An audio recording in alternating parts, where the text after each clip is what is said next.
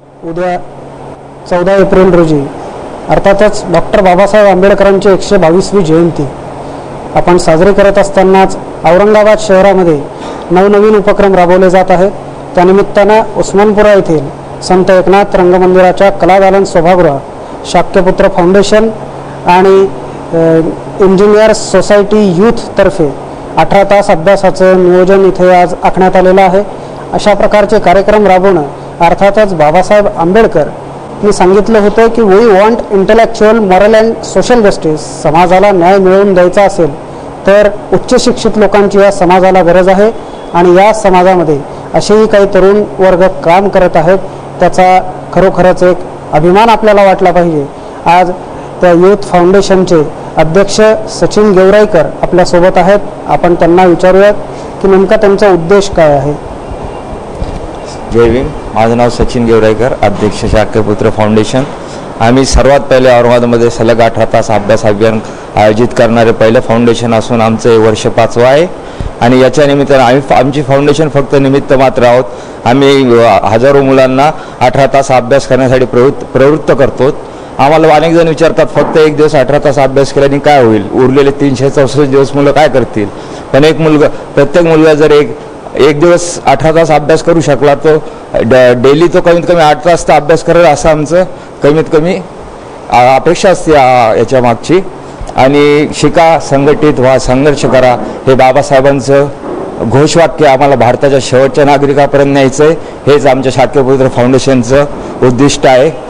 जय भीम, जय महाराष्ट्र, जय हिंद। किती वर्षांपासून सर हे आम्ही 2007 वर्षापासून चालवतो।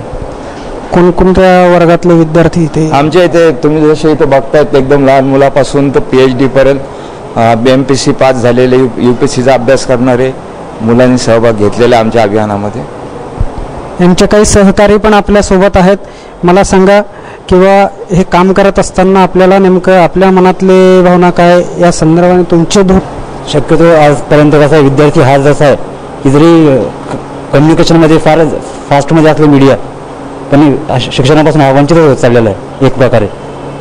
आणि जे विद्यार्थ्यांना आमचा उद्देश काय आहे की विद्यार्थ्यांनी जास्तीत जास्त अभ्यास करावा। 18 तास हा आमचा जो प्रोग्राम आहे, बऱ्याचशा मुलांनी कसं आहे की अभ्यास करणं ही वृत्ती सोडलेली, ती वृत्ती आम्हाला त्यांच्यामध्ये जागरूक करायची, हा आमचा उद्देश आहे। अभ्यासाच्या संदर्भाने विद्यार्थ्यांमध्ये जागरूकता निर्माण करणं हे या फाउंडेशनचं उद्दिष्ट आहे असं आपल्याला इथे सांगण्यात येत आहे।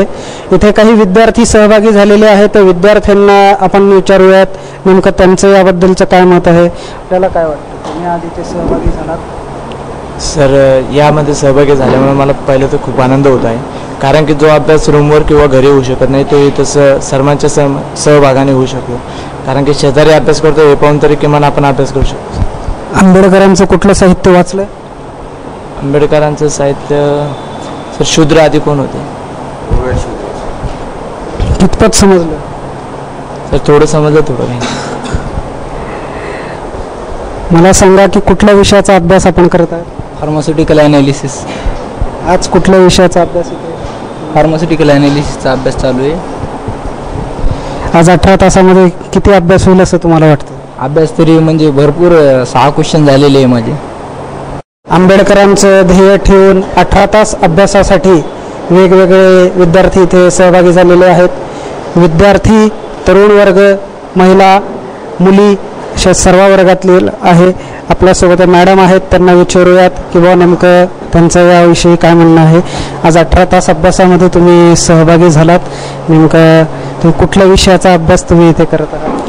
मी लॉ सेकंड सेमिस्टरचा अभ्यास करते।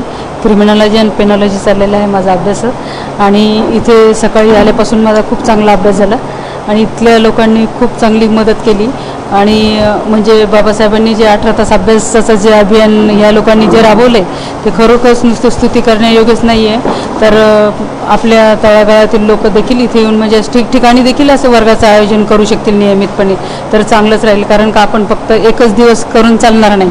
तर सगळेच म्हणजे मोठमोठे बऱ्याच लोकांकडे हॉल वगैरे असतात, त्यांनी जरी असे स्पेस रिकामा करून दिला तर आम्हाला अभ्यास वर्ग लावायची गरज पडणार नाही।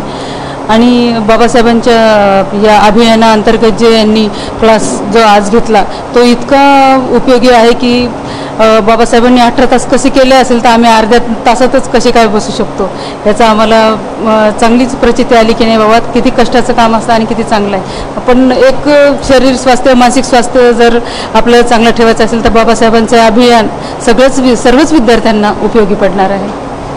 इथे हा कार्यक्रम अतिशय यशस्वीरित्या 70 ते 80 विद्यार्थ्यांमध्ये हा राबवला गेला आहे. कॅमेरामॅन आप्पासाहेब शेळकेसह मी प्रणव जोशी, वेब लोकपत्र, औरंगाबाद.